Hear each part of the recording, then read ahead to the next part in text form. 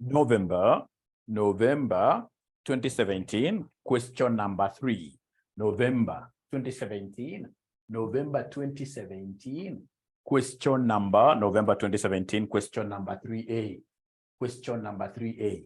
November 2017, question number 3A. For those of you who have already bought our revision kits, which we sell at 1,000, you simply go to page number 52. Page number 52, you'll be able to get that November 2017 question number 3A, which reads, the ordinary shares of Q3a Limited are currently selling at 60 each at the Securities Exchange. The company's price earnings ratio, I love this kind of an examiner. An examiner who gives me the PE ratio is an examiner who is wishing me success. The company's PE ratio is 6 times. Q3a Limited adopts a 40% payout ratio as its dividends policy. It is predicted that the company's earnings and dividends will grow at an annual rate of 10% for the first 3 years, 5% for the next 2 years, and 4% thereafter in perpetuity. You see, as examiners, we are very bright. We know if we give you directly the current dividend, if I told you that the current dividend, for example, is 4, applying those growth rates every year becomes very easy. That one we know. So then to trick the examiner, because to trick the students, I mean as an examiner, because as a good examiner, my role is to ensure that I throw as many students as possible under the bus, which is headed towards what year? Passing CASNEB exams. So then what I'll do, I'll come and introduce like the first paragraph, give you the PE ratio there, and then I'm so sure that over 50% of the students will not be able to decipher and interpret this particular first paragraph. So the first paragraph reads there, the ordinary shares of Q3a Limited are currently selling at 60 each at the security. So they have given me the current MPS. And then they have given me the PE ratio. So once they do that, ladies and gentlemen, I will start first of all by demonstrating broad and deep understanding of the subject by writing the PE ratio formula. So I know that the PE ratio is MPS all over EPS. This time around, they have given me the PE ratio, which is 6. They have also given me the market price per share, which is 60. But this examiner tried hiding the EPS, but he can't hide these things from me as a bright student. I'll be able to, in this case here, squeeze him out of this trick. So then go ahead and make EPS the subject of the formula. Make EPS the subject of the formula. Oh yeah, it will be 6 times EPS equals 60. 6 times EPS if I cross multiply, leaving EPS on this side alone, it will be 60 all over 6. So 60 all over 6 gives me how much, ladies and gentlemen? This is quite an I think. So it is 10.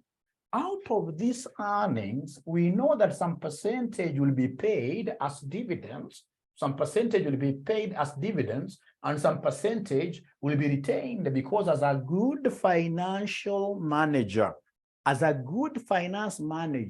remember one of your key responsibilities as a finance manager, and you'll be asked this, is to look for finances to finance profitable projects.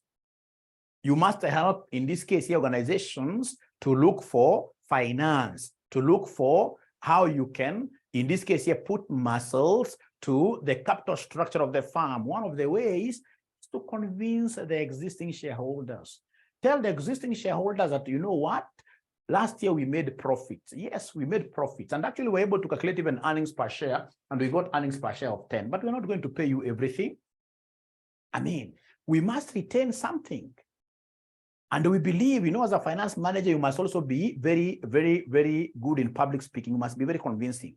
Because remember, most of the people that we're giving this pitch to at the annual general meeting, if it's SACCO members, if it is shareholders of Safaricom, you know, most of those shareholders are poor people. They have got what we call immediate needs. They would rather a bird at hand. They would rather, they will tell you, you know what, this is what we already know.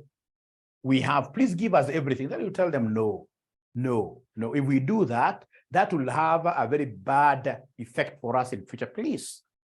And a good finance manager should be able to retain a minimum of 35%. A good finance manager, I'm so sure most of you here will really succeed.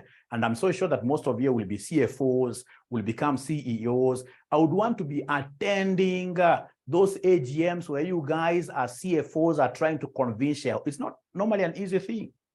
Because most of those guys, if you have ever attended any AGM, like for Muasibu Sako, where I'm a member, when it comes to the policy, when it comes to this minute where people are discussing dividends, those guys can even tell you, hey, we cannot accept 10. Actually, even give us 12. They may even want to take the resources that they had put in because most of them are cash striped. They really want money, right? So you have to convince them. Like this examiner tells us that Q3a Limited adopts a 40% payout ratio as its dividends.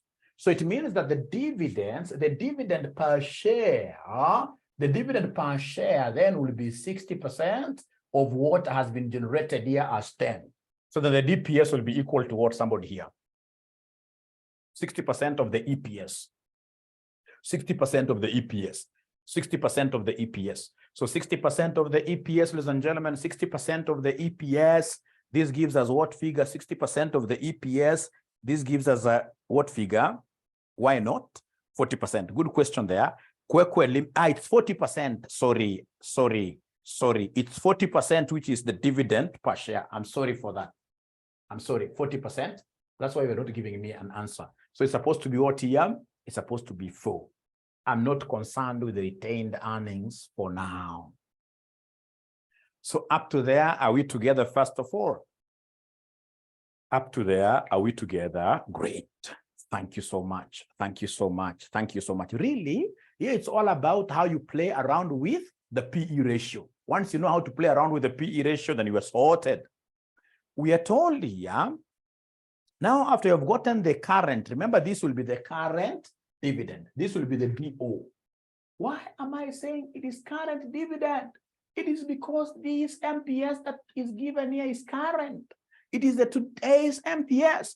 If you look at this first paragraph up there, they told us the ordinary shares of Q3a Limited are currently selling at 60 currently.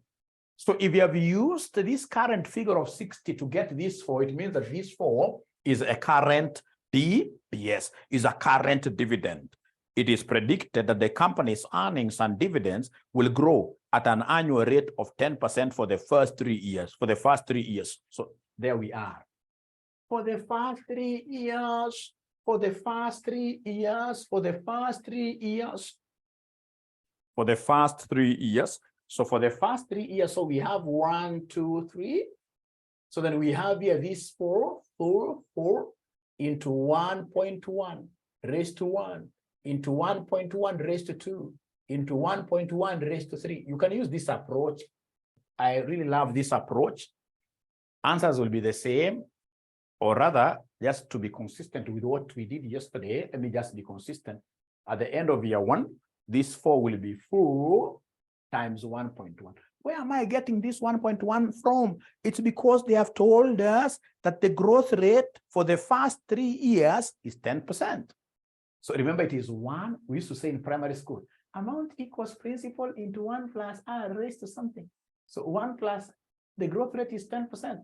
So 1 plus 10%, 1 plus 0.1. That's how I got this 1.1. So then 4 times 1.1 gives me 4.what here? 4.4.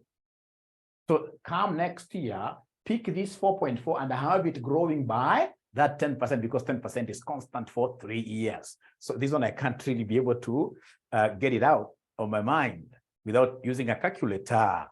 Without using a calculator, could you kindly help me?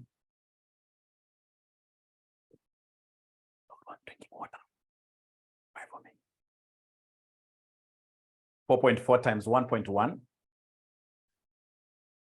According to Oscar,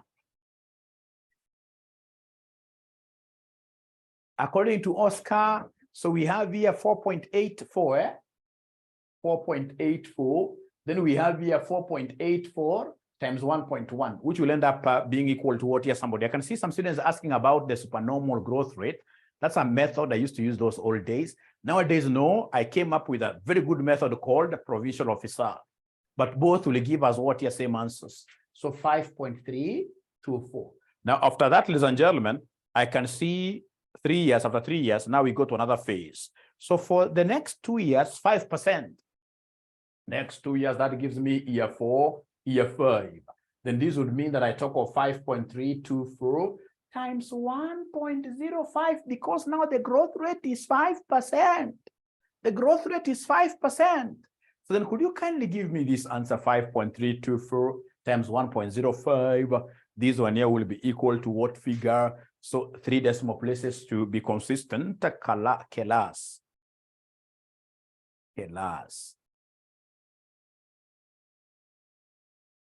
5.59, right? So 5.59 will be let to grow again. 5.59, remember, for the next 2 years, we are talking of 5%. So times 1.05 times 1.05 times 1.05 times 1.05. So the last one, according to Kelas, we are getting 5.8, 5.867, 5.87, 5.870, like that. And thereafter, what have they told us? Perpetuity. Perpetuity is the same as infinity. So in infinity, I have to calculate the PO. Is there somebody who is able to remember the formula of getting PO? Is there somebody who is able to remember? Is there somebody who is able to remember? Is there somebody who is able to remember the formula of PO? So to get PO, according to Leonardo Domoita, to get PO provincial officer, in this case, you will come and look at district officer, like I told you yesterday, Gashagwa. No, Oscar, you're very wrong, Oscar, there. DO into 1 plus growth rate all over Kenya minus government. All over Kenya minus government. All over Kenya minus government. All over Kenya minus government. Remember PO, that's quite absurd language that I'm using to just ensure that I'm able to nail down these points into your memories. Otherwise, PO is market price per share. DO is current dividends into 1 plus G all over Kenya. Kenya is cost of equity or the required rate of return. G is the growth rate. So in this particular case, don't confuse and pick the old DO. No, the most current cash flow now is 5.8. The most current cash flow is 5.87 into 1 plus the growth rate that I'm using in this phase is the perpetuity growth rate. And the perpetuity growth rate has been given to us. The perpetuity growth rate has been given to us as 4% thereafter, 4%. So then this will be 0.04 into cost of equity. Have they given us the cost of equity anywhere? Have they given us in this question? No, they haven't given us cost of equity. Nevertheless, they have given me R. They have given me the required return. The required return is 12%, which is the same as 0.12 minus 0.04. So from there, numerator. From there, first of all, give us the numerator. Give us the numerator. Numerator means you take in your calculator 5.87 times, open brackets, 1.04. According to Kelas, it is 6.1.104. How about the denominator? Denominator, this will be 0.08, right? Denominator will be 0.08. 0.08. Thanks, Brian. But that difference really is very small. You know, 5 here and 4 there. We are talking of the same thing. We are children of the same mother. Thank you so much. So when you get the quotient, what figure are we able to get? Remember here, we are calculating the infinity cash flow. Quite tricky. If you understand this, then automatically you are at home. So the infinity cash flow, according to Madam Rachel, Rachel is quite a powerful name, 76.31. Thank you, Catherine. So then there we are. Then the next thing now we need to come and look at is to discount these cash flows. Discount them. Where is 0.04? 0.04, it is given there. Thereafter, the last sentence before the return of 12%. If you read the second last paragraph, it is predicted that the company's earnings and dividends will grow at an annual rate of 10% for the first 3 years, 5% for the next 2 years, and 4% thereafter into perpetuity. I hope you've been able to see it. Abracadabra, if I buy a share in this company, these are the cash flows that I expect from the future. Then you are required to discount them. Because there are cash flows that are fluctuating, dancing, then you will need what we call PVIF. You need what we call PVIF. You need what we call PVIF. So come and give us PVIF, a column for PVIF here, a column for PVIF. So a column for PVIF, a column for PVIF, a column for PVIF. Have they given us the discounting rate? Oh, yes, we shall use the R. The discounting rate there is 12%. So once I get 12%, I'll have to remove my discounting tables, and then I check whether that 12% is found. You know, there are two discounting tables. We have one that has an annuity. Annuity means uniform, cash flow, uniform. These are not uniform. So I shall use the one which is what here, lump sum. So do we have this 12% in that table, somebody? If we have that 12%, never should you try to flex your muscle and tell your muscle that you know what? That I have what we call hinya. Hinya is a German word for being powerful. By calculating so many things, no, that will not give you a mark. If 12% is among those tables, just copy. You copy everything. And for sure, most of them are telling me that 12% is on those tables. So then the first figure. So check 12% versus 1. 12% end of year 1 will give me 0 point. How I wish these guys were talking to me, because today I've got very nice things for them. Today I've got very nice things for them. They're not talking to me. 0.8929. 0.8929. How about end of year 2? End of year 2. End of year 2.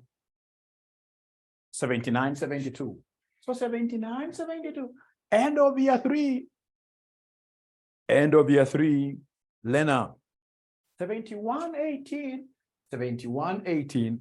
71.18. 71.18. End of year 4. End of year 4. 63.55. 63.55. End of year 5. End of year 5. 56.74. 56.74. What about this infinity? What about this infinity? What about this infinity? What about this infinity? What about this infinity? Infinity, they normally tell drop down, drop down, drop down. Infinity, you drop this down.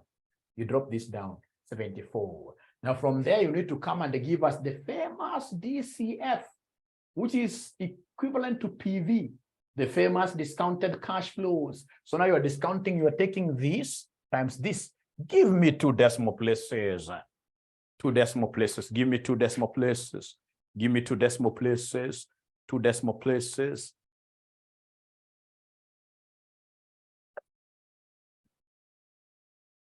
$3.93. All right. 3.93. All right. 3.93. All right. So now go to the second one. Go to the second one. The second figure, we are taking this cash flow times this PVIF. PVIF is present value interest factor. Present value interest factor. Present value interest factor. So 3.86. Thank you so much. Thank you so much. Now we are on to our third figure. We are on to our third figure. We are on to our third figure. On to our third figure. So our third figure, our third figure, our third figure, our third figure, our third figure, on to our third figure. You guys are great. We are overcoming. 3.79, right? 3.79. Thank you very much. Then straight away, go to the fourth figure. Go to the fourth figure. Go to the fourth figure. The good thing with the students in this room, all of them are participating. There is no spectator.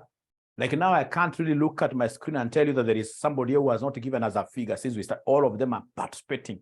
All of them dived into this swimming pool of knowledge, getting knowledge. 3.55.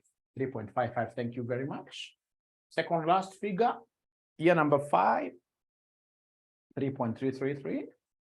And then we have the P infinity, infinity, infinity, infinity, infinity, infinity, infinity, infinity, infinity, infinity, infinity.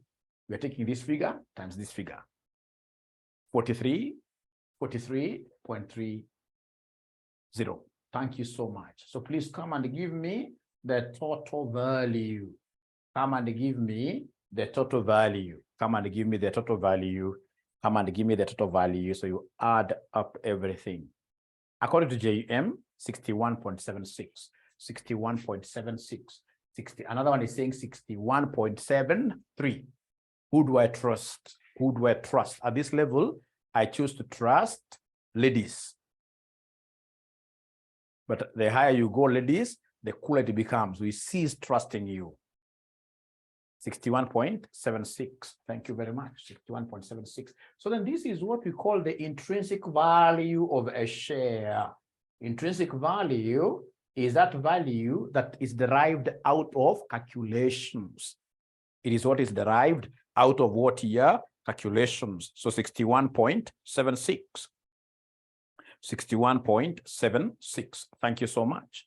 So this is the intrinsic value. So they wanted us, number one, to give them the current intrinsic value of the shares. And then number two, to advise the investors. So how do you advise? You'll come and compare the intrinsic value. You know, the intrinsic value is like the truthful man. Truthful man. This is the true value of a share. But how is the market pricing it? If you look at the market valuation currently, the market value, the market price per share, the market is valuing it at 60. So then what is your understanding here? Is the share undervalued or valued by the markets? The truthful value is up there. Undervalued, isn't it? Undervalued, undervalued.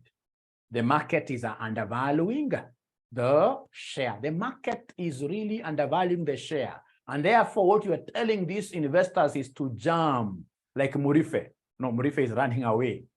No, you don't want somebody who runs away. That's a coward. Like somebody was writing me a message yesterday telling me that Mwalimu would want to postpone my exams. That's Murife. That's a coward, right? So in this case here, you should be able to advise these investors to buy, because if, for example, you're looking at a vehicle like a good fielder, which is going for 1 million, and then we have the owner wanting to sell this thing at, say, 600. I mean, that's quite undervalued. So as a businessman, you would always want to buy undervalued assets so you can make a kill, sell them the next day, right? You'll be able to make what year? You'll be able to make a profit like that. So in this case here, they should buy. So Haba is asking, Mwalimu, when you multiply 4.4 and 1.1 raised to 2, you don't get 4.84. Thank you, Haba. Haba, ujaza kibaba. Thank you. Now, you see, if you want to use this approach, remember, if you want to use that approach of raising, then it would mean that you come here and always use the principle. Use the principle always. Use the principle. Use the principle. So we have here 4 times 1.1. Then if you're using the principle, which is 4, I'll come and say 4 times 1.1 squared. 4 times 1.1 raised to 3. Haba, try again, you see. Don't put 4.4. If you're using this approach, this is this approach of saying amount equals principal into 1 plus r raised to n. So the principle doesn't keep on changing. Please, Haba, could you kindly confirm that now this is giving me 4.84, please? Please confirm. Please confirm. It will be the same. It will be the same. It will be the same. It will be the same. It will be the same. It will be the same. It will be the same. Thank you. Great. Thank you so much. I love students who ask questions. Okay, so is that speed okay, or we reduce a little bit? Is the speed okay, or we do something?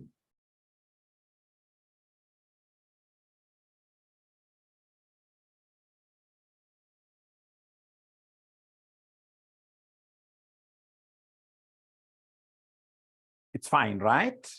It's fine. Speed equals hour. Thank you very much. Under emerging issues this year,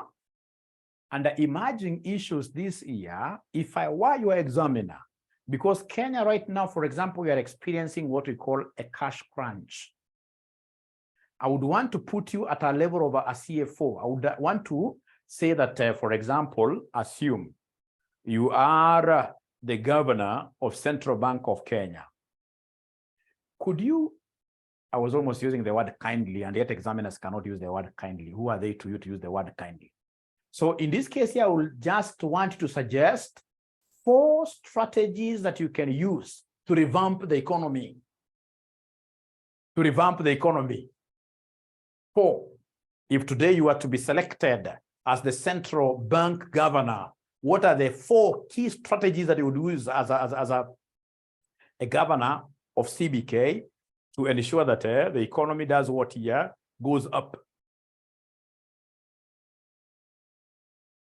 That's under emerging issues. And I can see very many of them. I can actually see 10 of them. And that is why I pray when you guys become presidents, you need to appoint me as your CBK governor.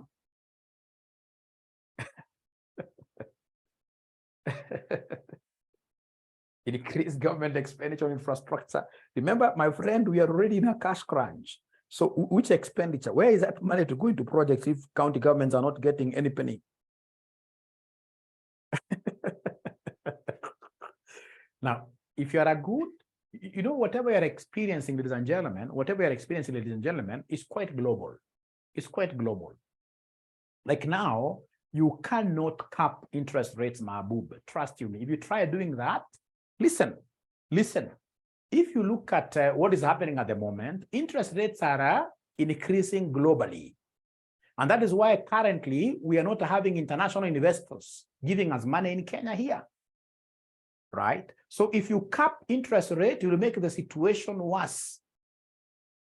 Actually, at this particular point, that's why you are seeing CBK increasing interest rates every day so that they can woo what here, they can woo people to come and invest back home here. Right? Look at, for example, what happened the other day. 2 weeks ago, the government issued some bonds, infrastructure bonds. They even increased the interest rate to 14 point something.